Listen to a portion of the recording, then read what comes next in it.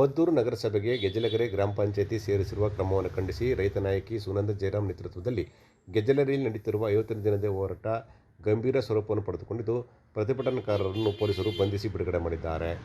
ರೈತ ನಾಯಕಿ ಸುನಂದ ಜಯರಾಮ್ ಸೇರಿದಂತೆ 80ಕ್ಕೂ ಹೆಚ್ಚು ಪ್ರತಿಭಟನಾಕಾರರು ಪೊಲೀಸರು ಬಂಧಿಸಿದ್ದಾರೆ. 50ನೇ ದಿನದ ಅಂಗವಾಗಿ ಧರಣಿಯನ್ನು ಮುಂದುವರಿಸಲಾಗಿತ್ತು. ಗೆಜ್ಜಲಗೆರೆ ಬಳಿ ಹೆದ್ದಾರಿ ತಡೆದು ಚಳವಳಿಕಾರರು ಪ್ರತಿಭಟನೆಗೆ ಮುಂದಾದರು. ರಸ್ತೆ ತಡೆ ಸಂಬಂಧಿಸಿದಂತೆ ಪೊಲೀಸರು ಹಾಗೂ ಪ್ರತಿಭಟನಾಕಾರರ ನಡುವೆ ಕೆಲ ಹೊತ್ತು ವಾಗ್ವಾದ ನಡೆಯಿತು. ಪರಿಸ್ಥಿತಿ ಉದ್ವಿಗ್ನ ವಾತಾವರಣವನ್ನು ನಿರ್ಮಾಣ ಮಾಡಿತು.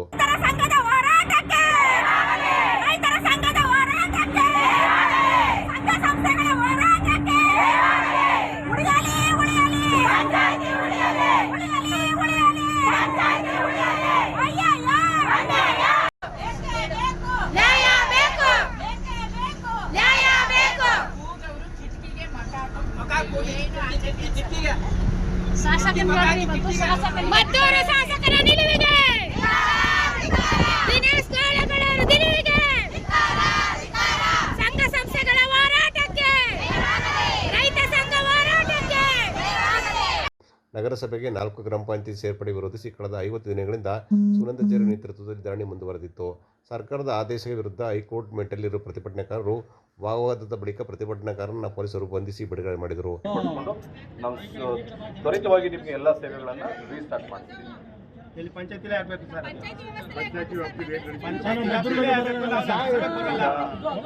ಅದು ಅದೇನಿದೆ ಅದು ನಗರಸಭೆಗೆ ನೀವು ಸೇರಿಸ್ಕೊಳ್ಬಾರ್ದು ಅಂತ ಏನು ಇಷ್ಟು ದಿನ ನೀವು ಧರಣಿ ಮಾಡ್ತಾ ಇದ್ದೀರಾ, ಮತ್ತು ಕಾನೂನು ಹೋರಾಟ ಮಾಡ್ತಾ ಇದ್ದೀರಾ. ಈಗ ಮಾನ್ಯ ಸರ್ಕಾರ ಮತ್ತು ಮಾನ್ಯ ಹೈಕೋರ್ಟ್ ಅಲ್ಲಿ ಏನು ನೀವು ದಾವೆನ ಹಾಕಿದ್ದೀರಾ, ಅದೇನು ರಿಸಲ್ಟ್ ಬರ್ತದೆ ನಾವೆಲ್ಲರೂ ಕೂಡ ನಾವು ಪಾಲನೆ ಮಾಡಬೇಕಾಗತ್ತೆ. ಸೊ ಅದಕ್ಕೋಸ್ಕರ ನಿಮ್ದೇನು ಇದಿದೆ ಸಮಸ್ಯೆಗಳಿದೆ, ನೀವು ಹೈಕೋರ್ಟಲ್ಲೂ ಕೂಡ ಕೇಸ್ ಹಾಕಿದ್ರೆ ಅಂತ ನಾವು ತಿಳ್ಕೊಂಡಿದ್ವಿ. ಅಲ್ಲಿ ನೀವೇನು ಫೈಟ್ ಮಾಡ್ತೀರಾ, ಏನು ರಿಸಲ್ಟ್ ಬರ್ತದೆ, ಆಮೇಲೆ ಏನು ಸರ್ಕಾರ ಆದೇಶ ಮಾಡಿದೆ ಅದ್ರ ಪ್ರಕಾರ ನಾವು ಕಂಟಿನ್ಯೂ ಮಾಡ್ತೀವಿ.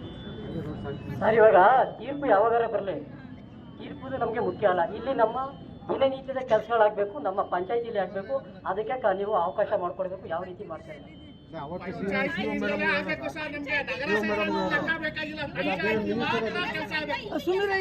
ಅದನ್ನೇ ಪಂಚಾಯತಿಲಿ ಆಗ್ಬೇಕು ಎಲ್ಲ ಕೆಲಸಗಳು.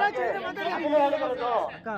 ಪಂಚಾಯತಿ ಲಾಗಿನ್ ಓಪನ್ ಮಾಡ್ತೀವಿ. ಪಂಚಾಯತಿ ಲಾಗಿನ್ ಓಪನ್ ಆಗಬೇಕು. ನಾವು ಇದಾದ್ಮೇಲೆ ಒಂದ್ ನಿಮಿಷ, ಇದಾದ್ಮೇಲೆ ನಮ್ಗೆ ನಗರಸಭೆ ಅವಶ್ಯಕತೆ ಇರೋಂತ 3 ಮೀಟಿಂಗ್ ಅಲ್ಲಿ ನಾವು ಅದನ್ನ ಬೇಡ ಅಂತ ವಿರೋಧ ಮಾಡಿದೀವಿ. ನಿಮಗ್ ಬೇಕಾದದ್ದು ಯಾವ ರೀತಿಲೋ ಪಾಸ್ ಆದ್ರೆ ಅದಕ್ಕೆ ಮನ್ನಣೆ ಇದೆ. ನಾವು ಬೇಡ ಅಂತ ಕಾನೂನು ಪ್ರಕಾರವಾಗಿ ಮಾಡಿದ್ರು ಅದಕ್ಕೆ ಮನ್ನಣೆ ಇಲ್ಲ ಅಂದ್ರೆ ಪ್ರಜಾಪ್ರಭುತ್ವಕ್ಕೆ ಏನ್ ಬೆಲೆ ಇದೆ ಸರ್? ಪ್ರಜಾಗಳಿಂದ ಪ್ರಭುತ್ವದಿಂದ ಪ್ರಜೆಗಳಲ್ಲ ಸರ್. ನಮ್ಮಿಂದ ನೀವು, ನಿಮ್ಮಿಂದ ನಾವಂತೂ ಖಂಡಿತ ಅಲ್ಲ ಸರ್. ಇಲ್ಲಿಗಲ್ MLA ಎಕ್ಸ್ಪ್ರೆಸ್ ಹೈವೇನಲ್ಲಿ ತಗೊಂಡು ಹೋಗಿ ಯಾವ್ಯಾವ ಇದು ಅಧಿಕಾರಿಗಳಿಗೆ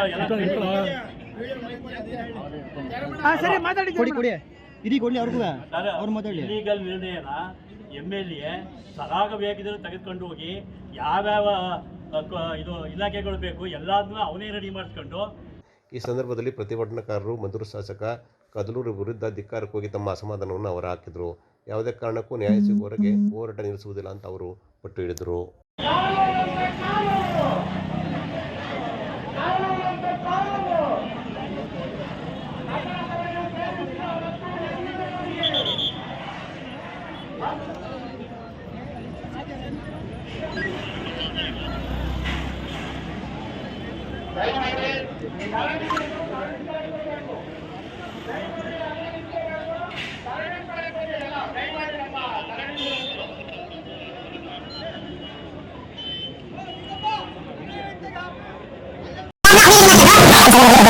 ಕೆಲವು ತತ್ವಗಳನ್ನು ಆಧರಿಸಿ ಕೇಂದ್ರದ ಬಜೆಟ್ ಮಂಡಿಸಲಾಗಿದ್ದು, ಅಸ್ಪಷ್ಟತೆಗಿಂತ ಕ್ರಿಯೆ, ಆಡಂಬರಕ್ಕಿಂತ ಸುಧಾರಣೆಗೆ, ಜನಪ್ರಿಯತೆಗಿಂತ ಜನಹಿತಕ್ಕೆ ಒತ್ತು ನೀಡಲಾಗಿದೆ ಎಂದು ಮಾಜಿ ಉಪಮುಖ್ಯಮಂತ್ರಿ ಡಾ ಸಿ ಅಶ್ವಥ್ ನಾರಾಯಣ ತಿಳಿಸಿದರು. ಮಂಡ್ಯದಲ್ಲಿ ಸುದ್ದಿಗಾರರೊಂದಿಗೆ ಮಾತನಾಡಿದ ಅವರು, ಕರ್ತವ್ಯ ಭವನದಲ್ಲಿ ಮಂಡನೆಯಾದ ಮೊದಲ ಬಜೆಟ್ ಇದಾಗಿದೆ. ಆತ್ಮನಿರ್ಭರ ಭಾರತ್, ಸ್ವಾವಲಂಬಿ ವಿಕಸಿತ ಭಾರತವನ್ನು ಗುರಿಯಾಗಿಸಿಕೊಂಡು ಉದ್ಯೋಗ ಸೃಷ್ಟಿ, ಕೃಷಿ ಉತ್ಪಾದನೆ, ನಾಗರಿಕರು ಕೊಡುವ ಉದ್ದೇಶದಿಂದ ಬಜೆಟ್ ತಯಾರಿಸಲಾಗಿದೆ. ಆರ್ಥಿಕ ಕ್ಷೇತ್ರಕ್ಕೆ ವೇಗ ನೀಡುವುದು, ನಾಗರಿಕ ಆಶಯಗಳನ್ನು ಈಡೇರಿಸುವುದು, ಆಡಳಿತದಲ್ಲಿ ತಂತ್ರಜ್ಞಾನ ಅಳವಡಿಸುವ ಭಾಗವಾಗಿ ವಿಂಗಡಿಸಲಾಗಿದೆ ಎಂದು ಹೇಳಿದರು. ಪ್ರತಿನಿತ್ಯ ಹೆಚ್ಚಿನ ಸುಧಾರಣೆ ತರಲು 350 ಅಂಶಗಳ ಆಧಾರದಲ್ಲಿ ಬಜೆಟ್ ಮಂಡಿಸಲಾಗಿದ್ದು, ನಿಯಂತ್ರಕ ಸುಧಾರಣೆಗಳ ಸಮಿತಿ, ಜನವಿಶ್ವಾಸ ಕಾಯ್ದೆ, ಬ್ಯಾಂಕಿಂಗ್ ಸುಧಾರಣೆ, ಆರ್ಥಿಕ ಬೆಳವಣಿಗೆ ಮತ್ತು ಹಣಕಾಸು ಶಿಸ್ತು, ಮಧ್ಯಮ ವರ್ಗದ ಸಬಲೀಕರಣ, ಕೌಶಲ್ಯ ಅಭಿವೃದ್ಧಿ, ಉದ್ಯೋಗ ಸೃಷ್ಟಿ, ಗುಣಮಟ್ಟದ ಶಿಕ್ಷಣದ ಮೂಲಕ ಯುವಶಕ್ತಿ ಸಬಲೀಕರಣ, ಸಣ್ಣ ಉದ್ಯಮಗಳ ಸಾಮರ್ಥ್ಯದ ಅನಾವರಣ, ಬೃಹತ್ ಪ್ರಮಾಣದ ಉತ್ಪಾದನಾ ವಿಸ್ತರಣೆ, ಮೂಲ ಸೌಕರ್ಯ ಆಧಾರಿತ ಬೆಳವಣಿಗೆ ಸೇರಿದಂತೆ ಹಲವು ಅಭಿವೃದ್ಧಿ ಸಹಿತ ಸುಧಾರಣೆಗಳ ಅಂಶ ಬಜೆಟ್ನಲ್ಲಿದೆ ಅಂತ ಹೇಳಿದರು. ರಾಜ್ಯದಲ್ಲಿ 80% ವಿದ್ಯುತ್ ಉಪಕರಣಗಳ ವಿನ್ಯಾಸವಾಗುತ್ತಿದೆ. ಬೆಂಗಳೂರಿನಲ್ಲಿ ಅತಿ ಹೆಚ್ಚು ಉತ್ಪಾದನೆ, ಅತ್ಯುತ್ತಮ ಭದ್ರತೆ ಆಧಾರಿತ ಉಪಕರಣ ಉತ್ಪಾದನೆ ಕರ್ನಾಟಕದಲ್ಲಾಗುತ್ತಿದೆ. ಕರ್ನಾಟಕದಲ್ಲಿ ಕೈಗಾರಿಕೆಗಳಿಗೆ ಬೇಡಿಕೆಗಳನ್ನು ಪೂರೈಸಲು ಸಾಧ್ಯವಾಗುತ್ತಿಲ್ಲ. ಕೈಗಾರಿಕೆಗಳು ಬೆಂಗಳೂರು ಸುತ್ತಮುತ್ತಲಿನ ಜಮೀನಿಗೆ ಮುಂದಾಗುತ್ತಿದ್ದಾರೆ. ಮಂಡ್ಯದ ನಾಗಮಂಗಲ, ಕೇರ್ಪೇಟೆಯಲ್ಲಿ, ರಾಮನಗರ ಜಿಲ್ಲೆಗಳಲ್ಲಿ ಕೈಗಾರಿಕೆ ವಿಸ್ತರಣೆ ಪ್ರಯತ್ನಿಸಲಾಗುತ್ತಿದೆ. ಕರ್ನಾಟಕ ರಾಜ್ಯ ಕೈಗಾರಿಕಾ ಆದ್ಯತೆ ರಾಜ್ಯವಾಗಿದೆ ಅಂತ ಹೇಳಿದರು. ಕೇಂದ್ರ ಸಚಿವ ಎಚ್ ಡಿ ಕುಮಾರಸ್ವಾಮಿ ಅವರು ಕೇಂದ್ರದ ವಾಣಿಜ್ಯ ಸಚಿವರೊಂದಿಗೆ ಮಾತನಾಡಿದ್ದಾರೆ. ಆದರೆ ರಾಜ್ಯ ಸರ್ಕಾರ ಸ್ಪಂದಿಸಿದರೆ ಕೈಗಾರಿಕೆ ತರಲು ಸಾಧ್ಯವಾಗುತ್ತದೆ. ಕೈಗಾರಿಕೆ ಸ್ಥಾಪಿಸುವ ವ್ಯಕ್ತಿತ್ವ, ಶಕ್ತಿ ಕುಮಾರಸ್ವಾಮಿ ಅವರಲ್ಲಿದೆ ಅಂತ ಹೇಳಿದರು.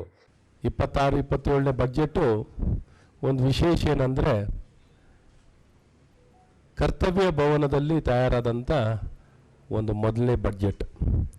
ಈ ಬಡ್ಜೆಟಲ್ಲಿ ಹೆಚ್ಚು ಸ್ಪಷ್ಟತೆಯನ್ನು ಕಾಣುವಂಥ ಒಂದು ಪ್ರಯತ್ನಗಳಾಗಿದೆ. ಮುಖ್ಯವಾಗಿ ಏನೊಂದು ಮೋದಿ ಸರ್ಕಾರ ಕೆಲವು ತತ್ವಗಳನ್ನು ಆಧರಿಸಿ ಈ ಬಡ್ಜೆಟ್ ಕೊಡುವಂಥದ್ದಾಗಿದೆ. ಅಷ್ಟ ಸ್ಪಷ್ಟಕ್ಕಿಂತ ಕ್ರಿಯೆ ಇರಬೇಕು ಅನ್ನುವಂಥದ್ದು, ಆಡಂಬರಕ್ಕಿಂತ ಸುಧಾರಣೆಗೆ ಒತ್ತು ಕೊಟ್ಟಿರುವಂಥದ್ದು, ಜನಪ್ರಿಯತೆಗಿಂತ ಜನಹಿತಕ್ಕೆ ಒತ್ತು ಕೊಟ್ಟಿರುವಂಥದ್ದು ಭಾಳ ಮುಖ್ಯವಾಗಿರುವಂಥ ಈ ತತ್ವ ಆಧಾರಿತವಾಗಿದೆ. ಮತ್ತು ನಮ್ಮ ಗುರಿ ಏನೊಂದು ಆತ್ಮನಿರ್ಭರ್ ಭಾರತ್, ಸ್ವಾವಲಂಬಿ ವಿಕಸಿತ ಭಾರತವನ್ನು ಒಂದು ಗುರಿಯಾಗಿಟ್ಟುಕೊಂಡು ಉದ್ಯೋಗ ಸೃಷ್ಟಿಗೆ, ಕೃಷಿ ಉತ್ಪಾದನೆಯನ್ನು ಹೆಚ್ಚಿಸಲಿಕ್ಕೆ, ನಾಗರಿಕರಿಗೆ ಕೊಂಡಂಥ ಶಕ್ತಿಯನ್ನು ಹೆಚ್ಚಿಸುವಂಥ ಒಂದು ಗುರಿಯನ್ನಾಗಿಟ್ಟುಕೊಂಡು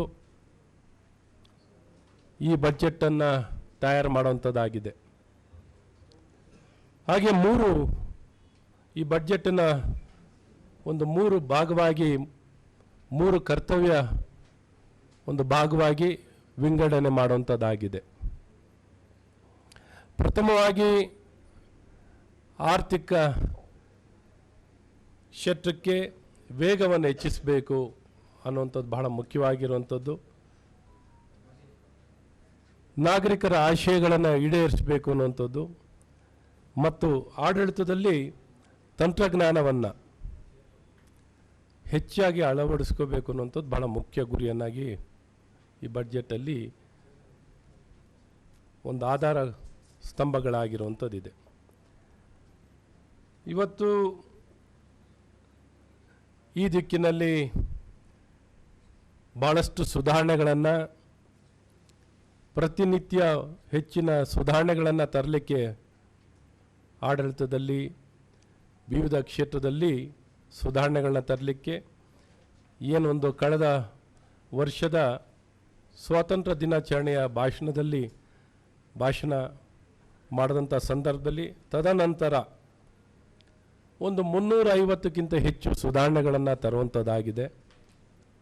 ಈ ಸುಧಾರಣೆಗಳ ಆಧಾರಿತವಾಗಿ ಈ ಬಡ್ಜೆಟ್ ಮಾಡುವಂಥದ್ದಾಗಿದೆ. ಹಾಗಾಗಿ ವಿಶೇಷವಾಗಿ ಏನೊಂದು ನಿಯಂತ್ರಿತ ಸುಧಾರಣೆಗಳ ಸಮಿತಿ, ಜನ್ ವಿಶ್ವಾಸ್ ಕಾಯ್ದೆ, ಬ್ಯಾಂಕಿಂಗ್ ಸುಧಾರಣೆ ಭಾಳ ಪ್ರಮುಖವಾಗಿರುವಂಥ ಸುಧಾರಣೆಗಳಲ್ಲಿ 3 ಭಾಳ ಪ್ರಮುಖವಾಗಿರುವಂಥ ಒಂದು ಸುಧಾರಣೆಗಳಾಗಿದೆ. ಈ ಸುಧಾರಣೆಗಳನ್ನು ತಂದರೆ ಹೆಚ್ಚು ಕಡಿಮೆ ಬೇರೆ ಬೇರೆ ease of doing business, ease of living, ಏನೊಂದು ಜೀವನ ಸುಲಭಗೊಳಿಸಲು ಮಾಡಲಿಕ್ಕೆ ಬೇಕಾಗಿರುವಂಥ ಮೂಲಭೂತವಾಗಿರುವಂಥ ಒಂದು ತಳಪಾಯವಾಗಿರುತ್ತೆ. ಹಾಗೆ ನಿಯಂತ್ರಣ ಸುಧಾರಣೆಗಳ ಸಮಿತಿ ಮಾಡಿರುವಂಥದ್ದು ಇನ್ನೂ ಹೆಚ್ಚು ನಿಯಂತ್ರಣದಲ್ಲಿ ಏನೇನೆಲ್ಲ ಅಡಚಣೆಗಳಿದೆಯೋ ಅದನ್ನೆಲ್ಲ ತೆಗೆದುಹಾಕುವಂಥದ್ದು, ಡಿಕ್ರಿಮಿನಲೈಸ್ ಮಾಡುವಂಥದ್ದು, ಇವೆಲ್ಲ ಭಾಳಷ್ಟು ಒತ್ತು ಕೊಡುವಂಥದ್ದಾಗಿದೆ. ಹಾಗೆ ಏನೊಂದು ಆರ್ಥಿಕ ಬೆಳವಣಿಗೆ ಮತ್ತು ಹಣಕಾಸಿನ ಶಿಸ್ತು, ಈ ವಿಚಾರದಲ್ಲಿ ಹೆಚ್ಚಿನ ಸ್ಥಿರತೆಯನ್ನು ಕೊಡಲಿಕ್ಕೋಸ್ಕರ ಅಸ್ಥಿರ ಜಗತ್ತಿನ ಪರಿಸ್ಥಿತಿಯಲ್ಲೂ ಮೋದಿ ಸರ್ಕಾರ ಸುಮಾರು 7% ಆರ್ಥಿಕ ಬೆಳವಣಿಗೆಯನ್ನು ಸಾಧಿಸಿರುವಂಥದ್ದಿದೆ.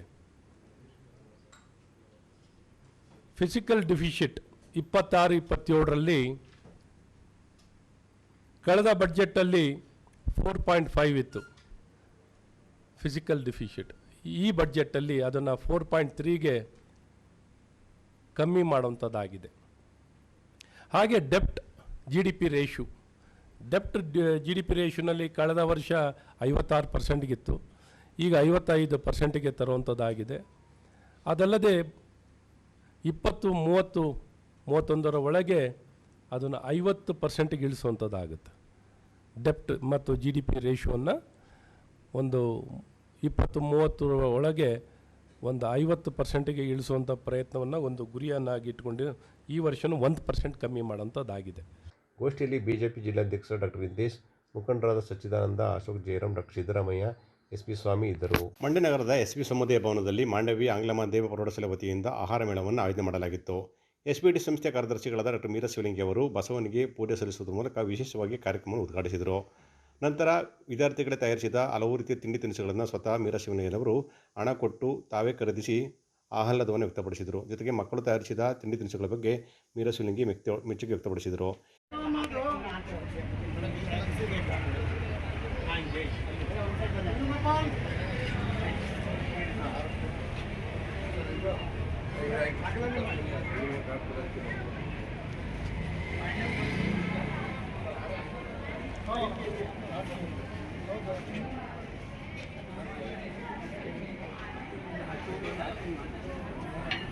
ಸರ್ ರಂಗಸ್ವಾಮಿ ಸರ್ ಬನ್ನಿ.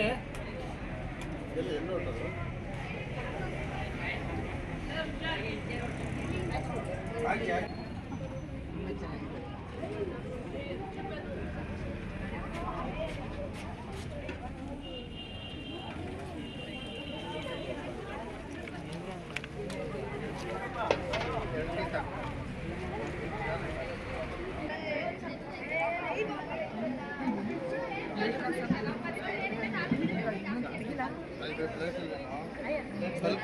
ಈ ಸಂದರ್ಭದಲ್ಲಿ ಮಾತನಾಡಿದ ಮೀರಾ ಶಿವಲಿಂಗಿ ಅವರು, ಈ ರೀತಿ ಆಹಾರ ಮೇಳಗಳನ್ನು ಆಯೋಜನೆ ಮಾಡುವುದರಿಂದ ಮಕ್ಕಳಲ್ಲಿ ಆಹಾರ ಸಂಸ್ಕೃತಿ ಮತ್ತು ಅಭಿರುಚಿ ಮತ್ತು ಆಸಕ್ತಿ ಬೆಳೆಯುತ್ತಿದೆ ಅಂತ ಹೇಳಿದರು.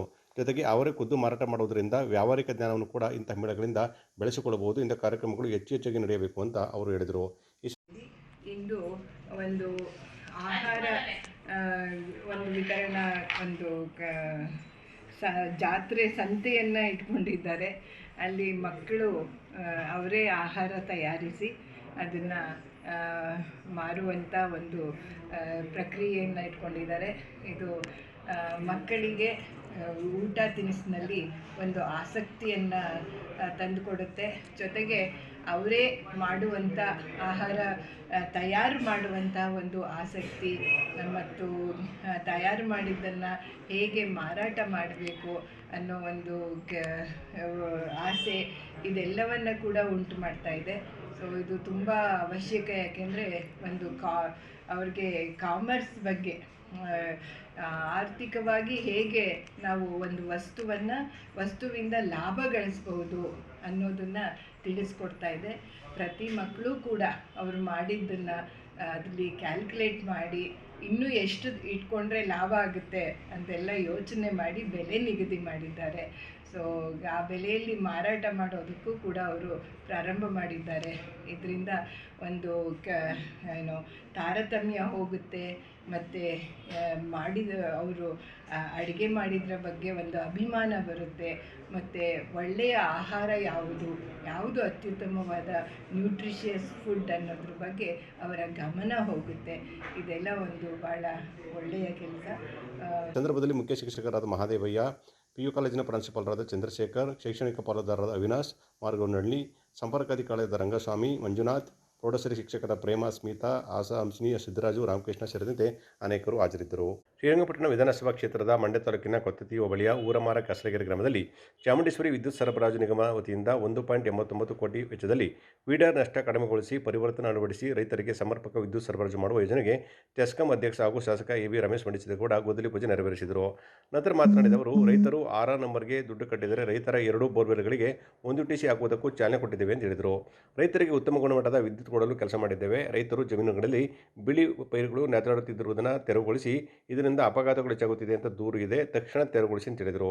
ವಿದ್ಯುತ್ ಇಲಾಖೆಗೆ ಸಂಬಂಧಪಟ್ಟ ಸಣ್ಣಪುಟ್ಟ ಕೆಲಸಗಳಿದ್ದರೆ ಹೇಳಿ, ರೈತರಿಗೆ ತೊಂದರೆಯಾಗದ ರೀತಿ ಕೆಲಸ ಮಾಡುತ್ತೇವೆ ಅಂತ ಅವರು ತಿಳಿಸಿದರು. ಊರಮಾರ ಕಸಲಗೆರೆ ಸಪರೇಟ್ ಫೀಡರ್ ಮಾಡಿಕೊಡುತ್ತಿದ್ದೇವೆ.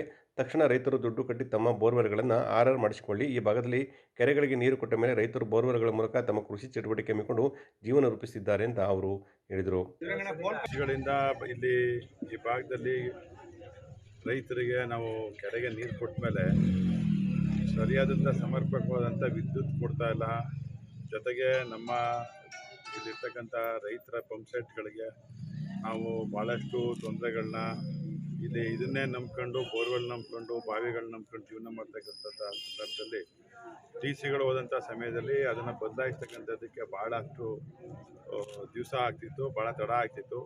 ಇದೆಲ್ಲವನ್ನು ಗಮನ ಹರಿಸಿ ನಿಮ್ಮ ಆಶೀರ್ವಾದದಿಂದ ಈ ಸಲ ನನ್ನ ಕೆಲಸದ ಮೇಲೆ ಸನ್ಮಾನ್ಯ ಮುಖ್ಯಮಂತ್ರಿಗಳು, ಉಪಮುಖ್ಯಮಂತ್ರಿಗಳು ನನ್ನನ್ನು ಶಾಸಕ ಚಾಮುಂಡೇಶ್ವರಿ ವಿದ್ಯುತ್ ಸರಬರಾಜು ನಿಗಮದ ನಿಯಮಿತದ ಅಧ್ಯಕ್ಷರು ಮಾಡಿದ್ಮೇಲೆ ಏನಾರೋ ಒಂದು ಕಾಯಕಲ್ಪ ಮಾಡಬೇಕು, ನಮ್ಮ ರೈತರು ಭಾಳ ತೊಂದರೆಲಿದ್ದಾರೆ ಅನ್ನುವಂಥ ಒಂದು ದೂರದೃಷ್ಟಿಯಿಂದ ಇಟ್ಕೊಂಡು ಇವತ್ತು ಈ ಭಾಗದಲ್ಲಿ ಸುಮಾರು 1,80,00,000 ವೆಚ್ಚದಲ್ಲಿ ಇಲ್ಲಿ ನಿಮಗೆ ಯಾರ್ಯಾರು ಆರ್ಆರ್ ನಂಬರ್ ಕಟ್ಟಿದ್ದೀರಿ, ಆರ್ ನಂಬರ್ಗೆ ದುಡ್ಡು ಕಟ್ಟಿದ್ರಿ ಅಂದರೆ ರೆಗ್ಯುಲೇಷನ್ಸ್ ಮಾಡೋಕ್ಕೆ ದುಡ್ಡು ಕಟ್ಟಿದ್ರಿ, ಅವರೆಲ್ಲರಿಗೂ 2 ಬೋರ್ವೆಲ್ಗಳಿಗೆ 1 ಟಿ ಸಿ ಹಾಕ್ಕೊಡ್ತಕ್ಕಂಥದ್ದಕ್ಕೆ ಚಾಲನೆ ಕೊಟ್ಟಿದ್ದೀವಿ. ದಯವಿಟ್ಟು ನಮ್ಮ ರೈತ ಬಾಂಧವರು ಇದು ಉಪಯೋಗಿಸ್ಕೊಳ್ಳಿ. ಮತ್ತೆ ನೀವು ಟಿ ಸಿ ಹೋಯ್ತು ಅದಾಯಿತು ಅಂತಂದರೆ ನಾವು ಕೇಳಲಿಕ್ಕೆ ಸಿದ್ಧ ಇಲ್ಲ.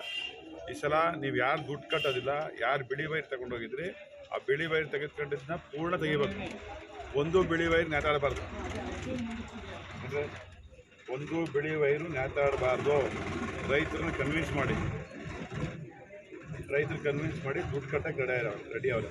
ಅವ್ರಿಗೆ ನೀವು ಹೇಳಬೇಕು, ನಾವು ಟಿ ಸಿ ಹಾಕ್ಕೊಡ್ತೀವಪ್ಪ, ನಮಗೆ ಯಾವುದು ಖರ್ಚಿಲ್ಲಪ್ಪ, ನಿನ್ನ ದುಡ್ಡು ಕಟ್ಟು ಸಾಕು. ನೀನು ದುಡ್ಡು ಕಟ್ಟಿದ್ರೆ ಸಾಕು, ಸರ್ಕಾರಕ್ಕೆ ದುಡ್ಡು ಕೊಡ್ಬೇಕಂತ ಕಟ್ಟಿದ್ರೆ ಮಿಕ್ಕದ್ದೆಲ್ಲನೂ ನಾವು ಮಾಡ್ತೀವಿ, ನಾವು ಸರ್ಕಾರದ ವತಿಯಿಂದ ಮಾಡ್ತೀವಿ ಅನ್ನುವಂಥದ್ದನ್ನು ರೈತರಿಗೆ ಹೇಳ್ಬೇಕು ನೀವು.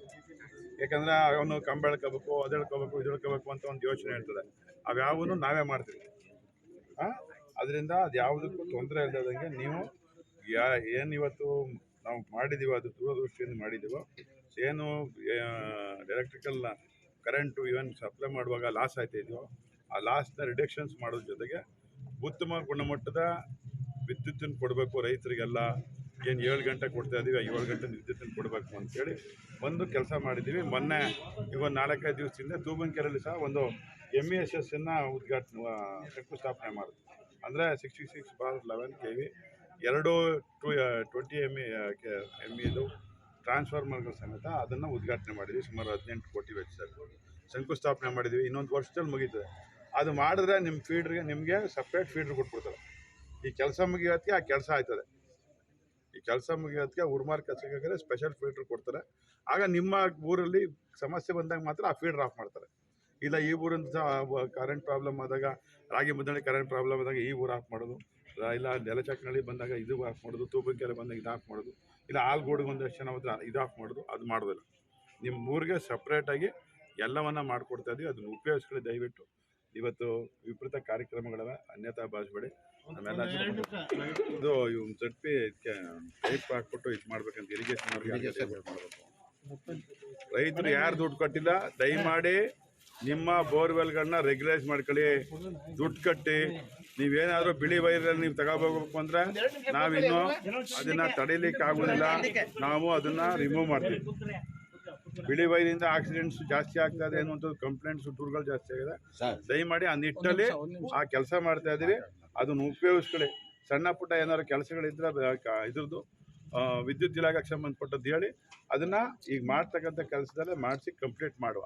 ಇನ್ನು ಯಾವುದು ಸಮಸ್ಯೆಗಳು. ಈ ಕಾರ್ಯಕ್ರಮದಲ್ಲಿ ಟೆಸ್ಕಾಂ ಇ ಚಂದ್ರಮೌಳಿ, ಜೆಇ ಲೋಕೇಶ್ ಚವಾಣ್, ಗುತ್ತಿಗೆದಾರ ಸತೀಶ್ ರೆಡ್ಡಿ, ನಾಗರಾಜು ಸೇರಿದಂತೆ ಅನೇಕರು ಹಾಜರಿದ್ದರು. ಗ್ರಾಮೀಣ ಪ್ರದೇಶದಲ್ಲಿ ನಡೆಯುವ ಕ್ರೀಡಾಕೂಟಗಳಲ್ಲಿ ಗ್ರಾಮೀಣ ಪ್ರತಿಭೆಗಳು ಹೆಚ್ಚು ಹೊರಹೊಮ್ಮಬೇಕು ಎಂದು ಮೈಮೂಲ್ ಮಾಜಿ ಮಾಧ್ಯಕ್ಷ ಹಾಗೂ ಕೆಎಸ್ಆರ್ ಕ್ರಷರ್ ಸೋನ್ ಮಾಲೀಕ ಚೆಲುವರಾಜು ಹೇಳಿದರು. ತಾಲೂಕಿನ ತೂಬಿನಕೆರೆ ಹೆಲಿಪ್ಯಾಡ್ ಆವರಣದಲ್ಲಿ ರಾಗಿಮುದ್ದನಹಳ್ಳಿ ಬಾಯ್ಸ್ ಸಹಯೋಗದಲ್ಲಿ 3 ದಿನಗಳ ಕಾಲ ನಡೆದ ಕ್ರಿಕೆಟ್ ಪಂದ್ಯಾವಳಿಯ ಸಮಾರೋಪ ಸಮಾರಂಭದಲ್ಲಿ ವಿಜೇತ ಮೇಲುಕೋಟೆ ತಂಡಕ್ಕೆ ಆರ್ಪಿಎಲ್ ಸೀಸನ್ 1 ಬಹುಮಾನ ವಿತರಿಸಿ ಅವರು ಮಾತನಾಡಿದರು. ಕ್ರೀಡಾಕೂಟಗಳಲ್ಲಿ ಸೋಲು ಗೆಲುವು ಒಂದೇ ನಾಣ್ಯದ ಎರಡು ಮುಖವಿದ್ದಂತೆ ಇತ್ತೀಚಿನ ದಿನಗಳಲ್ಲಿ ಸಣ್ಣ ಮಗುವಿನಿಂದ ಹಿಡಿದು ದೊಡ್ಡವರ ತನಕ ಸಮಯವನ್ನು ಮೊಬೈಲ್ ಮೂಲಕ ಸಾಮಾಜಿಕ ಜಾಲತಾಣದಲ್ಲಿ ವ್ಯರ್ಥ ಮಾಡುತ್ತಿದ್ದಾರೆ ಎಂದು ಹೇಳಿದರು. ಹಳ್ಳಿಗಳಲ್ಲಿ ಈ ರೀತಿ ಪಂದ್ಯಾವಳಿಗಳನ್ನು ಆಯೋಜನೆ ಮಾಡುವುದು ಕಡಿಮೆಯಾಗುತ್ತಿದೆ. ಎಷ್ಟೇ ಒತ್ತಡದ ಕೆಲಸವಿದ್ದರೂ ಕೂಡ ಆರೋಗ್ಯ ಕಾಪಾಡುವುದು ಯುವಕರಲ್ಲಿ ಕಡಿಮೆಯಾಗುತ್ತಿದೆ. ಮೊದಲೆಲ್ಲ ಗದ್ದೆ ಕೆಲಸ, ವಾಕಿಂಗ್ ಸೇರಿದಂತೆ ದಿನನಿತ್ಯ ಒಂದಲ್ಲ ಒಂದು ಕೆಲಸದಲ್ಲಿ ಪ್ರತಿಯೊಬ್ಬರು ತೊಡಗಿಸಿಕೊಳ್ತಿದ್ರು. ಇತ್ತೀಚಿನ ಜೀವನ ಶೈಲಿ ಬದಲಾಗಿದೆ ಅಂತ ಹೇಳಿದರು. ಈ ಒಂದು ಕ್ರಿಕೆಟ್ ಪಂದ್ಯಾವಳಿಯನ್ನ ವೀಕ್ಷಣೆ ಮಾಡಿ ಸೋಲು ಗೆಲುವು ಎಂಬ ಒಂದು ನಾಣ್ಯದ ಜೊತೆ ಇವತ್ತು ಈ ಪಂದ್ಯವನ್ನ ಮುಗಿಸಿರ್ತಕ್ಕಂತಹ ಎಲ್ಲ ನನ್ನ ಕ್ರಿಕೆಟ್ ಆಟಗಾರರೇ, ಅದರಲ್ಲೂ ವಿಶೇಷವಾಗಿ ರಾಗಿಮುದ್ದನಹಳ್ಳಿ ಗ್ರಾಮದ ಯುವಕರು, ಎಲ್ಲ ವ್ಯಾಪಾರಸ್ಥರು, ಅವರು ಎಷ್ಟೇ ಬ್ಯುಸಿ ಇದ್ರೂ ಕೂಡ ಒಂದು ಒತ್ತಡದ ಸನ್ನಿವೇಶದಲ್ಲೂ ಬಹಳ ಅಚ್ಚುಕಟ್ಟಾಗಿ 3 ದಿನಗಳ ನಿರಂತರವಾಗಿ ಎಲ್ಲರೂ ಒಗ್ಗಟ್ಟಿನಿಂದ ಈ ಪಂದ್ಯವನ್ನ ಯಶಸ್ವಿಯಾಗಿ ಮಾಡಿರ್ತಕ್ಕಂಥ ತಮ್ಮೆಲ್ಲ ರಾಗಿಮುದ್ದನಹಳ್ಳಿಯವರಿಗೆ ಅಭಿನಂದನೆಗಳನ್ನ ಹೇಳ್ತಾ, ಈಗ ಜಯವನ್ನ ಸಾಧಿಸಿದಂತಹ ಮೇಲ್ಕೋಟೆ ತಂಡಕ್ಕೂ ಕೂಡ ಧನ್ಯವಾದಗಳು ಮತ್ತು ಅಭಿನಂದನೆಗಳನ್ನ ಹೇಳ್ತಾ, ಮತ್ತೆ ರನ್ನರ್ ಅಪ್ ಆದಂತಹ ಮತ್ತೂರ್ನ ಕ್ರೀಡಾಪಟುಗಳಿಗೂ ಕೂಡ ಈ ಸಂದರ್ಭದಲ್ಲಿ ಅಭಿನಂದನೆಗಳನ್ನ ಹೇಳ್ತಾ, ಸೋಲು ಗೆಲುವು ಅನ್ನತಕ್ಕಂಥದ್ದು ಒಂದು ನಾಣ್ಯದ ಎರಡು ಮುಖ ಇದ್ದಂತೆ. ಇವತ್ತು ಸಣ್ಣ ಮಗುವಿನಿಂದ ಹಿಡಿದು ದೊಡ್ಡವ್ರ ತನಕ ಕೂಡ ಇವತ್ತು ತಮ್ಮ ಇಡೀ ಒಂದು ಸಮಯವನ್ನ ಮೊಬೈಲ್ ಮುಖಾಂತರ, ಸಾಮಾಜಿಕ ಜಾಲತಾಣಗಳ ಮುಖಾಂತರ ಸಮಯವನ್ನ ವ್ಯರ್ಥ ಮಾಡ್ತಿರ್ತಕ್ಕಂಥದ್ದು. ಈ ರೀತಿ ಹಳ್ಳಿಗಳಲ್ಲಿ ಈ ಪಂದ್ಯಗಳನ್ನ ಆಯೋಜನೆ ಮಾಡ್ತಕ್ಕಂಥದ್ದು ಇತ್ತೀಚಿನ ದಿನಗಳಲ್ಲಿ ಬಹಳ ಅಪರೂಪವಾಗಿರ್ತಕ್ಕಂಥದ್ದು. ಈ ಸಂದರ್ಭದಲ್ಲಿ ರಾಗಿಮುದ್ದನಹಳ್ಳಿ ಗ್ರಾಮಸ್ಥರು ಕೂಡ ಎಲ್ಲ ಸೇರಿ ಒಂದು ಒಳ್ಳೆ ಪಂದ್ಯವನ್ನ ಆಯೋಜನೆ ಮಾಡಿದ್ದಾರೆ. ಅವ್ರ ಜೊತೆ ನಮ್ಮ ಕ್ರಷರ್ ಮಾಲೀಕರ ಸಂಘದವರು ಇವತ್ತು ಅವ್ರ ಜೊತೆ ನಿಂತು ಅವ್ರಿಗೆ ಬೆನ್ನೆಲುಬು ಆಗಿದ್ರು. ಅವ್ರಿಗೂ ಕೂಡ ಅವರ ಪರವಾಗಿ ಅಭಿನಂದನೆಗಳನ್ನ ಹೇಳ್ತಾ, ಇವತ್ತು ಇಂಥ ಗ್ರಾಮೀಣ ಪ್ರತಿಭೆಗಳು ಇಂಥ ಒಂದು ಪಂದ್ಯಗಳಿಂದನೇ ಹೊರಹೊಮ್ಮತಕ್ಕಂಥದ್ದು. ಇವತ್ತು ಎಷ್ಟೇ ಒತ್ತಡದ ಕೆಲಸ ಇದ್ರೂ ಕೂಡ ಆರೋಗ್ಯವನ್ನ ಕಾಪಾಡ್ಕೊಳ್ತಕ್ಕಂಥದ್ದು ನಮ್ಮ ಯುವಕರಲ್ಲಿ ಬಹಳ ಕಡಿಮೆ ಆಗ್ತಾ ಇದೆ.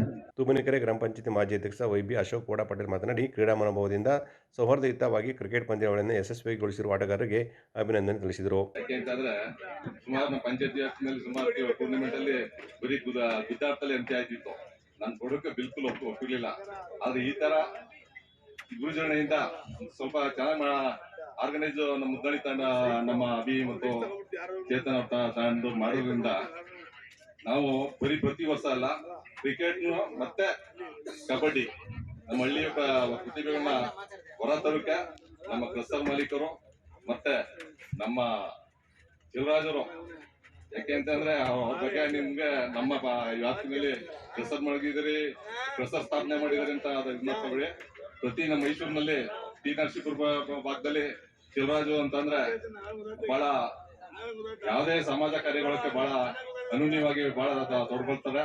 ಅದೇ ರೀತಿ ನಾನು ಪ್ರತಿ ವರ್ಷ ಈ ಫೀಲ್ಡ್ ನ ಇವಾಗ 5 ಎಕರೆನಲ್ಲಿ ಇದು ಮಾಡಿದ್ವಿ. ಫೀಲ್ಡ್ ನ ನೆಕ್ಸ್ಟ್ ಇನ್ನೊಂದು 17 ಎಕರೆಯಲ್ಲಿ ಅದಕ್ಕಾಗಿ ಇನ್ನು 4 ರಿಂದ 5 ವರ್ಷ ನಾನು ಪ್ರತಿ ವರ್ಷ ಕಬಡ್ಡಿಗೆ ಮತ್ತೆ ಕ್ರಿಕೆಟ್ಗೆ ಮೀಸಲಾಗಿರ್ತೀನಿ ಅಂತ ಹೇಳ್ತಾ, ಈ ಸಂದರ್ಭದಲ್ಲಿ ಕ್ರಷರ್ ಮಾಲೀಕರಾದ ಕುಮಾರ್, ಚಂದ್ರಮೌಳಿ, ಅರವಿಂದ್, ಸುನೀಲ್, ಮುಖಂಡರಾದ ಪುರುಷೋತ್ತಮ್, ರಮೇಶ್, ಶ್ರೀಧರ್ ಸೇರಿದಂತೆ ಅನೇಕರಿದ್ದರು. ಪಾಂಡವಪುರ ತಾಲೂಕಿನ ಜಯಂತಿ ನಗರದಲ್ಲಿ ಕಾರ್ಯನಿರ್ವಹಿಸುತ್ತಿರುವ SSET ಶಂಭುಲಿಂಗೇಶ್ವರ ಎಜುಕೇಷನ್ ಟ್ರಸ್ಟ್ ಪದವಿ ಪೂರ್ವ ಕಾಲೇಜು ಮತ್ತು ಭಾರತ್ ಕ್ಯಾನ್ಸರ್ ಆಸ್ಪತ್ರೆ ಮೈಸೂರು ಇವರ ಸಹಯೋಗದಲ್ಲಿ ವಿಶ್ವ ಕ್ಯಾನ್ಸರ್ ದಿನದ ಅಂಗವಾಗಿ ಭವ್ಯ ಕ್ಯಾನ್ಸರ್ ಜಾಗೃತಿ ಮ್ಯಾರಥಾನ್ ಸ್ಪರ್ಧೆ ನಡೆಯಿತು. ಕಾರ್ಯಕ್ರಮದಲ್ಲಿ 10 ಕಿಲೋಮೀಟರ್, 6 ಕಿಲೋಮೀಟರ್, 3 ಕಿಲೋಮೀಟರ್ ಹಾಗೂ 2 ಕಿಲೋಮೀಟರ್ ದೂರದ ಓಟದ ಸ್ಪರ್ಧೆಗಳನ್ನು ಆಯೋಜಿಸಲಾಗಿದ್ದು 14 ರಿಂದ 18 ವರ್ಷ, 30 ವರ್ಷ ಮತ್ತು 30 ವರ್ಷಕ್ಕೂ ಮೇಲ್ಪಟ್ಟ ವಯೋಮಾನದವರ ಆಧಾರದಲ್ಲಿ ಸ್ಪರ್ಧೆ ನಡೆಯಿತು. ಪುರುಷರು ಹಾಗೂ ಮಹಿಳೆಯರಿಗೆ ಸಮಾನ ಅವಕಾಶ ಕಲ್ಪಿಸಲಾಗಿತ್ತು. ಮೇಲುಕೋಟೆ ವಿಧಾನಸಭಾ ಕ್ಷೇತ್ರದ ಶಾಸಕ ದರ್ಶನ್ ಪುಟಾಣಿ ಅವರು ಸ್ವತಃ ಮ್ಯಾರಥಾನ್ ಓಟದಲ್ಲಿ ಭಾಗವಹಿಸುವ ಮೂಲಕ ಸ್ಪರ್ಧೆಗೆ ಚಾಲನೆ ನೀಡಿದರು. 30 ವರ್ಷ ಮೇಲ್ಪಟ್ಟ ವಯೋಮಾನದವರ ಸ್ಪರ್ಧೆಗೆ ಪದ್ಮಶ್ರೀ ಪುರಸ್ಕೃತ ಶ್ರೀ ಅಂಕೇಗೌಡರು, ತಾಲೂಕು ಆಡಳಿತ ವೈದ್ಯಾಧಿಕಾರಿ doctor C Arvind, Pandavapura police sub inspector Umesh ಮತ್ತು Shambhulingeshwara education trust managing director ಪಂಚಲಿಂಗೇಗೌಡರು ಹಸಿರು ನಿಶಾನೆ ತೋರಿಸುವ ಮೂಲಕ ಚಾಲನೆ ನೀಡಿದರು. ಮುಂಜಾನೆ 6ರಿಂದ ಆರಂಭವಾದ ಮ್ಯಾರಥಾನ್ ಓಟ ಸ್ಪರ್ಧೆಯಲ್ಲಿ ಯುವಕರು ಯುವತಿಯರು ಸೇರಿದಂತೆ ನೂರಾರು ಸ್ಪರ್ಧಿಗಳು ಉತ್ಸಾಹದಿಂದ ಪಾಲ್ಗೊಂಡಿದ್ದರು. ಪಟ್ಟಣದ 5 ದೀಪದ ಪ್ರಮುಖ ರಸ್ತೆಗಳಲ್ಲಿ ಸಾಗಿದ ಈ ಓಟವು ಆರೋಹಳ್ಳಿ ಎಲೆಕೆರೆ ಮಾರ್ಗವಾಗಿ SSET ಕಾಲೇಜು ಆವರಣಕ್ಕೆ ಅಂತ್ಯವಾಯಿತು. ಸಾರ್ವಜನಿಕರಲ್ಲಿ ಕ್ಯಾನ್ಸರ್ ಕುರಿತು ಅರಿವು ಮೂಡಿಸಲಾಯಿತು. ಈ ಸಂದರ್ಭದಲ್ಲಿ ಮಾತನಾಡಿದ ಶಾಸಕರು, ನನ್ನ ಕುಟುಂಬವು ಕ್ಯಾನ್ಸರ್ನಿಂದ ಚೇತರಿಸಿಕೊಂಡ ಅನುಭವ ನನ್ನಲ್ಲಿದೆ. ಇಂತಹ ಕಾರ್ಯಕ್ರಮಗಳು ಸಾರ್ವಜನಿಕರಲ್ಲಿ ಆರೋಗ್ಯ ಜಾಗೃತಿ ಮೂಡಿಸಲು ಸಹಕಾರಿಯಾಗಲಿದೆ ಅಂತ ಹೇಳಿದರು. ಇಟ್ಕೊಂಡು ಆ ವಿಷಯ ಇಟ್ಕೊಂಡು ಈ ಒಂದು ಮ್ಯಾರಥಾನ್ ಏನು ಆರ್ಗನೈಸ್ ಮಾಡಿದ ಶಂಭುಲಿಂಗೇಶ್ವರ ಟ್ರಸ್ಟ್ ಅವರು ಮೊದಲನೇದಾಗಿ ಒಂದು ಕಾರ್ಯಕ್ರಮ ಮಾಡ್ತಿರೋದಕ್ಕೆ ಅವ್ರಿಗೆ ಧನ್ಯವಾದಗಳು ಹೇಳಕ್ಕೆ ಇಷ್ಟಪಡ್ತೀನಿ. ಈಗ ಇಲ್ಲಿ ಕ್ಯಾನ್ಸರಿಂದ ಸಮಸ್ಯೆ ಆಗಿರೋದು ನನ್ನ ಹೆಂಡತಿನೂ ಕ್ಯಾನ್ಸರ್ನಲ್ಲಿ ಡಿಟೆಕ್ಟ್ ಆಗಿ ಅವರು ಕ್ಯೂರ್ ಆಗಿ ಈಗ ಹುಷಾರಾಗ್ತಾ ಇದ್ದಾರೆ. ಅದರಿಂದ ಈಗ ಎಷ್ಟು ನಾವು ಸರಿಯಾಗಿ ಡಿಟೆಕ್ಟ್ ಮಾಡಿದ್ದಕ್ಕೋಸ್ಕರ ಅವಳು ಜೀವ ಉಳಿದು. ಅದರಿಂದ ಎಲ್ಲ ಆವಾಗ ಕ್ಯಾನ್ಸರ್ ಟೆಸ್ಟ್ಗಳನ್ನು ಮಾಡಿಸ್ಕೊಳ್ಳೋದ್ರ ಮೂಲಕ ನಿಮ್ಮನ್ನು ಮತ್ತು ನಿಮ್ಮ ಯಾರು ಲವ್ಡ್ ಒನ್ಸ್ ಯಾರು ಇರ್ತಾರೆ ಅವ್ರನ್ನ ಕಾಪಾಡೋಕ್ಕೆ ನೀವು ಎಲ್ಲ ಥರದ ಕ್ರಮಗಳನ್ನು ತಗೊಳ್ಬೇಕು ಅಂತ ಕೇಳ್ಕೊಳ್ತಾ ಮತ್ತೊಮ್ಮೆ ಈ ಕಾರ್ಯಕ್ರಮ ಆಯೋಜನೆ ಮಾಡಿರೋರಿಗೆ ಶಂಭುಲಿಂಗೇಶ್ವರ ಟ್ರಸ್ಟ್ ಅವರಿಗೆ ಧನ್ಯವಾದಗಳನ್ನು ಹೇಳ್ತಾ ಎಲ್ಲ ಪಾರ್ಟಿಸಿಪೆಂಟ್ಸ್ ಇದ್ದೀರಿ, ನಿಮಗೆಲ್ಲರಿಗೂ ಗುಡ್ ಲಕ್ ಹೇಳಿ ನನ್ನ ಮಾತು. ನಂತರ ನಡೆದ ಸಮಾರಂಭದಲ್ಲಿ ವಿಜೇತರಾದ ಸ್ಪರ್ಧಿಗಳಿಗೆ ಬಹುಮಾನ ವಿತರಿಸಲಾಯಿತು. ಇದೇ ವೇಳೆ ಪದ್ಮಶ್ರೀ ಪುರಸ್ಕೃತ ಅಂಕೇಗೌಡರನ್ನು ಸನ್ಮಾನಿಸಿ ಗೌರವಿಸಲಾಯಿತು. ಹಾಗೂ SCET ಕಾಲೇಜು ಆವರಣದಲ್ಲಿ ಮೈಸೂರು ಭಾರತ್ ಕ್ಯಾನ್ಸರ್ ಆಸ್ಪತ್ರೆ ಸಹಯೋಗದಲ್ಲಿ ಉಚಿತ ಆರೋಗ್ಯ ತಪಾಸಣೆ ಶಿಬಿರವನ್ನು ಆಯೋಜಿಸಲಾಗಿದ್ದು ನೂರಾರು ಜನರು ಇದರ ಸದುಪಯೋಗ ಪಡೆದುಕೊಂಡರು. ಕಾರ್ಯಕ್ರಮದಲ್ಲಿ ಪುಟ್ಟಸ್ವಾಮಿಗೌಡ, ಚೆಲುವೇಗೌಡ, ರಾಘು, ಅಕ್ಷಯ್, ರಮ್ಯರಾಣಿ, ಕುಬೇರಪ್ಪ, ವನ್ನರಾಜು, ವೀರಭದ್ರೇಗೌಡ ಸೇರಿದಂತೆ ಅನೇಕರು ಭಾಗವಹಿಸಿದರು. ದೇವಾಲಯಗಳು ಸಂಸ್ಕೃತಿಯ ಪ್ರತಿಬಿಂಬವಾಗಿದ್ದು ಇಂದಿನ ಒತ್ತಡದ ಬದುಕಿನಲ್ಲಿ ಮಾನವರಾದ ದೇವರು ಮತ್ತು ಧರ್ಮದ ಮಾರ್ಗದಲ್ಲಿ ಸಾಗುವುದರಿಂದ ಮನಸ್ಸಿಗೆ ಶಾಂತಿ, ನೆಮ್ಮದಿ ಮತ್ತು ಜೀವನದಲ್ಲಿ ಯಶಸ್ಸು ಪಡೆಯಲು ಸಾಧ್ಯ ಅಂತ ಸಮಾಜ ಸೇವಕರ್ತ ಗೋಡೆವಸಳ್ಳಿ ಜವರೇಗೌಡ ಹೇಳಿದರು. ಕೇರ್ಪೇಟೆ ತಾಲೂಕಿನ ಕಿಕ್ಕೇರಿ ಹೋಬಳಿಯ ಗೋಡೆವಸಳ್ಳಿ ಗ್ರಾಮದಲ್ಲಿ ದಾನಿಗಳಾದ ಲಕ್ಷ್ಮಮ್ಮಚನೇಗೌಡ ಪಾಪಣ್ಣ ಮತ್ತು ಮಕ್ಕಳು ಗ್ರಾಮಸ್ಥರು ನೂತನವಾಗಿ ನಿರ್ಮಿಸಿರುವ ಗ್ರಾಮದೇವತೆ ಉಚ್ಚಾಳಮ್ಮ ಮತ್ತು ಚಿಕ್ಕಮ್ಮ ದೇವಾಲಯಗಳ ಕಳಸ ಗುಂಬಾಭಿಷೇಕ ಮಹೋತ್ಸವ ಮತ್ತು ನೂತನ ದೇವರ ಶಿಲಾ ವಿಗ್ರಹದ ಪ್ರತಿಷ್ಠಾಪನಾ ಕಾರ್ಯಕ್ರಮದಲ್ಲಿ ಭಾಗವಹಿಸಿ ಮಾತನಾಡಿದ ಅವರು, ಗಂಡೆವಸಳ್ಳಿ ಗ್ರಾಮದಲ್ಲಿ ದಾನಿಗಳ ಸಹಕಾರದಿಂದ ವೆಂಕಟೇಶ್ವರ ಸ್ವಾಮಿ ಮತ್ತು ಗ್ರಾಮದೇವತೆ ಉಚ್ಚಾಳಮ್ಮ ದೇವಾಲಯಗಳನ್ನು ಕೋಟ್ಯಾಂತರ ರೂಪಾಯಿ ಖರ್ಚು ಮಾಡಿ ಭವ್ಯವಾಗಿ ನಿರ್ಮಿಸಲಾಗಿದೆ. ಮುಮ್ಮಿನಗರದಲ್ಲಿ ನೆಲೆಸಿ ಉದ್ಯಮಿಗಳಾಗಿರುವ ಗ್ರಾಮದ ವಜ್ರದ ವ್ಯಾಪಾರಿಗಳಾದ ಸುರೇಶ್ ಹಾಗೂ ಗ್ರಾಮದ ಯುವಕರು ಮತ್ತು ಗ್ರಾಮಸ್ಥರು ಸಂಪೂರ್ಣ ಸಹಕರಣೆಯ ಮೂಲಕ ಗೋಡೆವಸಳ್ಳಿ ಗ್ರಾಮದಲ್ಲಿ ಭವ್ಯವಾದ ದೇವಾಲಯ ನಿರ್ಮಾಣ ಮಾಡಿರುವುದು ಒಂದು ರೀತಿ ಶ್ಲಾಘನೀಯ ವಿಚಾರವಾಗಿದೆ ಅಂತ ಅವರು ಹೇಳಿದರು.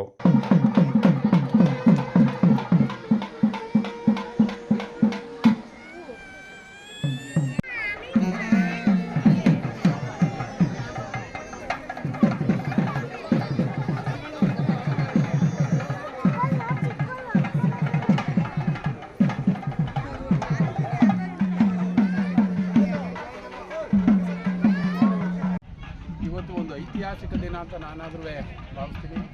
ಯಾಕೆಂದರೆ ಗೂಡೆಹೊಸಳ್ಳಿನಲ್ಲಿ ಉಚ್ಚಮ್ಮ ಮತ್ತು ಚಿಕ್ಕಮ್ಮ ದೇವಸ್ಥಾನದ ಉದ್ಘಾಟನಾ ಸಮಾರಂಭ ನಮ್ಮ ಇದೇ ಗ್ರಾಮದ ಸುಪುತ್ರರಾದಂಥ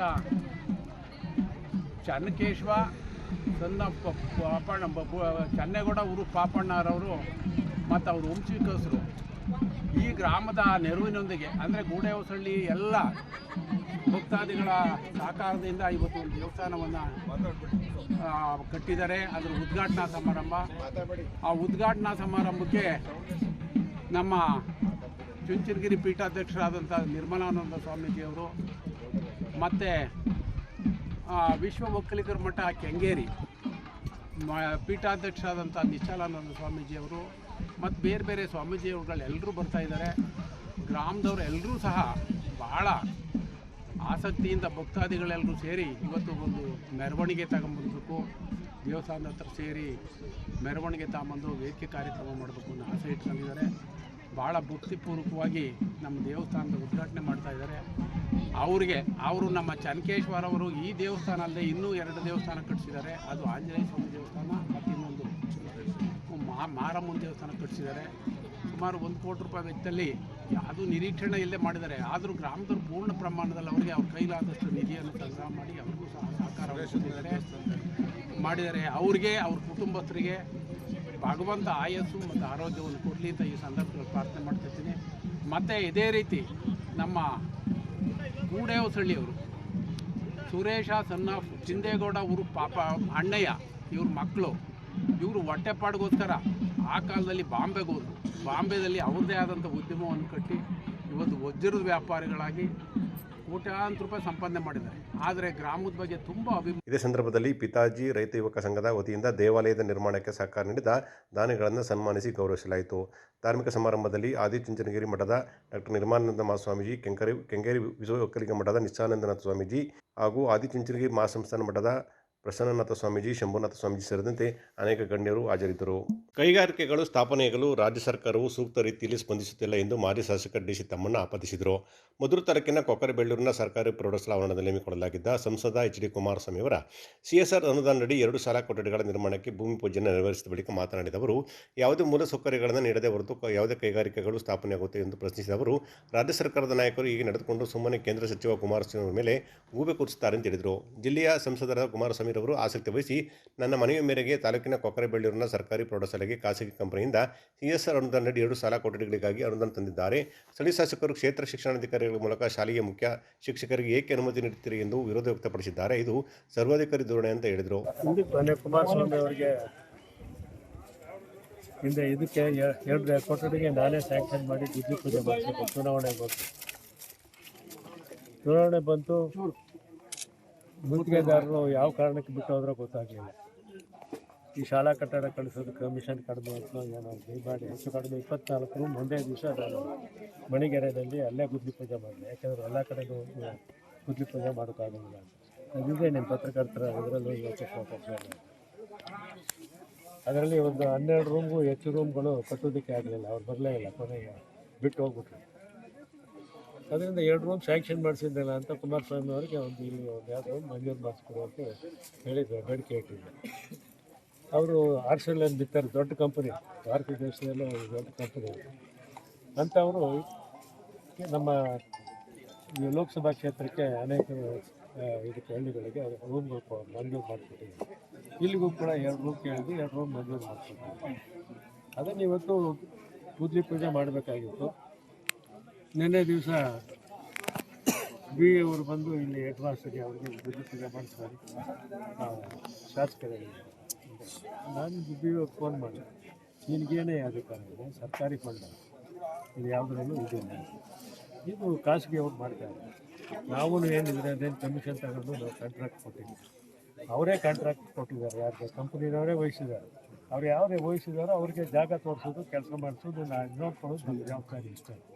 ಅದರಿಂದ ನಿನಗೇನು ಬಂದಿದೆ, ನೀನೆಂಥ ಅಧಿಕಾರಿ ಇರ್ಬೋದು. ಅವ್ರಿಗೆ ಗೊತ್ತಿಲ್ಲ ಅಂದರೆ ತಿಳುವಳಿಕೆ ಕೊಡಬೇಕಾಗಿತ್ತು ನಿಮಗೆ ಅಧಿಕಾರಿ. ನಮಗೂ ಇದಕ್ಕೂ ಸಂಬಂಧ ಇಲ್ಲ ಸ್ವಾಮಿ, ಖಾಸಗಿ ಕಂಪ್ನಿ ಮಾಡ್ತಾ ಇದ್ದಾರೆ, ನಮ್ಮ ಶಾಲೆಗೆ ಮೂಲಭೂತ ಅಭಿವೃದ್ಧಿ ಆಗ್ತಾ ಇದೆ, ಅದನ್ನು ಮಾಡಿಸೋದು ನಾನು ಕರ್ತವ್ಯ. ಶಾಸಕರು ಬರ್ತೀನಿ ಅಂದರೆ ನಾವು ಕರಿತಾ ಇದ್ವಿ, ಬಂದು ಗುದ್ಲಿ ಪೂಜೆ ಮಾಡಿ ಇವತ್ತು ಭಾಗವಹಿಸ್ಬೋದಾಗಿತ್ತು ಎಲ್ಲರ ಜೊತೆಲೂ. ಅದಕ್ಕೇನಂತೆ ನಾವೇನು ಕರೆಯೋದಿಲ್ಲ ಅಂತ ಹೇಳೋದಿಲ್ಲ. ಈ ಸಂದರ್ಭದಲ್ಲಿ ಜೆಡಿಎಸ್ ಜಿಲ್ಲಾಧ್ಯಕ್ಷರಾದ ಡಿ ರಮೇಶ್, ಬಿಳಿಯಪ್ಪ, ರಾಜಣ್ಣ, ದಿವ್ಯ ಶೆಟ್ಟಿ, ಕೊಳಗೆರೆ ಶೇಖರ್, ಕಡಗೆರೆ ಹನುಮಂತು, ಅಪ್ಪುಗೌಡ ಸೇರಿದಂತೆ ಇನ್ನಿತರರಿದ್ದರು. ಪ್ರಜಾಪಿತ ಬ್ರಹ್ಮಕುಮಾರಿ ಈಶ್ವರೀಯ ವಿಶ್ವವಿದ್ಯಾಲಯದ ವತಿಯಿಂದ 90ನೇ ಮಹಾಶಿವರಾತ್ರಿ ಮಹೋತ್ಸವ ಮತ್ತು ಯುವಜನೋತ್ಸವ ಕಾರ್ಯಕ್ರಮವನ್ನು ಫೆಬ್ರವರಿ 3ರಿಂದ ನಿರಂತರವಾಗಿ ಹಮ್ಮಿಕೊಂಡಿರುವುದಾಗಿ ವಿಶ್ವವಿದ್ಯಾಲಯದ ಮುಖ್ಯಸ್ಥೆ ಶಾರದೆ ತಿಳಿಸಿದರು. ಸುದ್ದಿಗಾರರೊಂದಿಗೆ ಮಾತನಾಡಿದ ಅವರು, ಜನರಲ್ಲಿ ದೇವರದ ಆಧ್ಯಾತ್ಮದ ಬಗ್ಗೆ ಆಚರಣೆ ಮಹಾಶಿವರಾತ್ರಿ ಅಂಗವಾಗಿ ಕಾರ್ಯಕ್ರಮವನ್ನು ರೂಪಿಸಲಾಗಿದೆ ಎಂದು ಹೇಳಿದರು. 7 ದಿನ ನಡೆಯಲಿರುವ ಕಾರ್ಯಕ್ರಮದಲ್ಲಿ 21 ಅಡಿ ಎತ್ತರದ ಶಿವಲಿಂಗ, ಬೋಲ್ ಬಲಯ್ಯ, ಸ್ವರ್ಗ, ಮೈಂಡ್ ಸ್ಟಾ, ಉದ್ಭವಲಿಂಗ, ಶಾಸ್ತ್ರಲಿಂಗಗಳು ಆಕರ್ಷಣೆಯಾಗಲಿವೆ ಎಂದು ವಿವರಿಸಿದರು. ಹೆಚ್ಚಿನ ಸಂಖ್ಯೆಯಲ್ಲಿ ನಾಗರಿಕರು ಮತ್ತು ಭಕ್ತರು ಪಾಲ್ಗೊಳ್ಳುವಂತೆ ಅವರು ಮನವಿ ಮಾಡಿದರು. ಪರಮಾತ್ಮನ ಕನೆಕ್ಷನ್ನು ಬಹಳ ಇಂಪಾರ್ಟೆಂಟ್. ಯಾಕೆಂದರೆ ಅದರಿಂದನೇ ನಮಗೆ ಶಕ್ತಿ ಅನ್ನೋದು ಸಿಗುತ್ತೆ. ಯಾವುದು ಸರಿ ಯಾವುದು ತಪ್ಪು ಅನ್ನೋದು ನಾವು ಅರ್ಥ ಮಾಡ್ಕೊಳ್ಳೋದಕ್ಕೆ ಸಾಧ್ಯ. ಸೊ ಆ ಪರಮಾತ್ಮನ ಪರಿಚಯವನ್ನು ಕೊಡಲಿಕ್ಕೆ ನಮಗೆ ಇದೊಂದು ಅವಕಾಶ ಮಹಾಶಿವರಾತ್ರಿ. ಸೊ ಅದು 90ನೆಯ ಮಹಾಶಿವರಾತ್ರಿ. ಇದನ್ನು ಲಾಸ್ಟ್ ಇಯರ್ ಯಾವ ಗ್ರೌಂಡ್ನಲ್ಲಿ ಸ್ಟೇಡಿಯಂ ಹಿಂಭಾಗ, ಸೊ ಇಂಡೋರ್ ಸ್ಟೇಡಿಯಂ ಅಂತ ಹೇಳ್ತಾರೆ, ಸೊ ಅಲ್ಲೇ ನಾವು ಈ ಪ್ರೋಗ್ರಾಮನ್ನು ಇಟ್ಟಿದ್ದೀವಿ. ಅಲ್ಲಿ ವಿಶೇಷವಾಗಿ ಈ ಸಲ 21 ಅಡಿ ಎತ್ತರ ಶಿವಲಿಂಗ, ಒಂದು 2 ವರ್ಷದ ಹಿಂದೆ ಮಾಡಿದ್ವಿ ರುದ್ರಾಕ್ಷಿ ಶಿವಲಿಂಗ, ಬಟ್ ಇದು ಡಿಫ್ರೆಂಟ್ ಲೆವೆಲ್ ಇದೆ. ಧಾರಾಪಾತ್ರ ಎಲ್ಲ ಇರುತ್ತೆ. ನಂತರ ತಾವೆಲ್ಲ ಕೇಳ್ತಾ ಇದ್ದೀರಾ, ಸೋಷಿಯಲ್ ಮೀಡಿಯಾನಲ್ಲಿ ನೀವೇ ಇದ್ದೀರಾ, ಎಲ್ಲಿ ಎಷ್ಟು ವಿನಾಶಕ್ಕೆ ಎಷ್ಟು ಹತ್ತಿರ, ಎಲ್ಲಿ ವಿನಾಶ ಆಗುತ್ತೆ ಅಂತ ತಾವೇ ಹೇಳ್ತೀರಾ. ಬಟ್ ವಿನಾಶ ಆದ ನಂತರ ಏನು ಬಿಕಾಸ್ ವಿನಾಶ ಅನ್ನೋದು ಟೋಟಲ್ ವಿನಾಶ ಆಗೋಕ್ಕಾಗಲ್ಲ. ಯಾಕೆ ಆತ್ಮ ವಿನಾಶಿ ಅಂತ ನೀವು ಹೇಳ್ತೀರಾ, ಅಂದಮೇಲೆ ಆತ್ರ ಪಾತ್ರ ಮಾಡಲೇಬೇಕು. ಸೊ ಇದು ಕಂಟಿನ್ಯೂಸ್ ಆಗಿ ನೆಕ್ಸ್ಟ್ ಬರೋಂಥ ಸ್ವರ್ಗದ ಒಂದು ದೃಶ್ಯವನ್ನು ಈ ಒಂದು ಮೇಳನಲ್ಲಿ ನಾವು ತೋರಿಸ್ಲಿಕ್ಕೆ ಪ್ರಯತ್ನ ಪಡ್ತಾ ಇದ್ದೀವಿ. ಬಹಳ ಸುಂದರವಾಗಿರೋಂಥದ್ದು. ನಂತರ ಉದ್ಭವಲಿಂಗ ಹೇಗೆ ಲಿಂಗ ಉದ್ಭವ ಆಗುತ್ತೆ, ನಂತರ ಅದ್ರ ಸುತ್ತಲೂ 12 ಲಿಂಗ ಅದು ರೊಟೇಟ್ ಆಗ್ತಾ ಇರುತ್ತೆ. ಸೊ ಹಾಗೆ ಪರಮಾತ್ಮ ಹೇಗೆ ಉದ್ಭವ. ಗೋಷ್ಠಿಯಲ್ಲಿ ವಿಶ್ವವಿದ್ಯಾಲಯದ ವಿಜಯಲಕ್ಷ್ಮಿ ಹಾಜರಿದ್ದರು.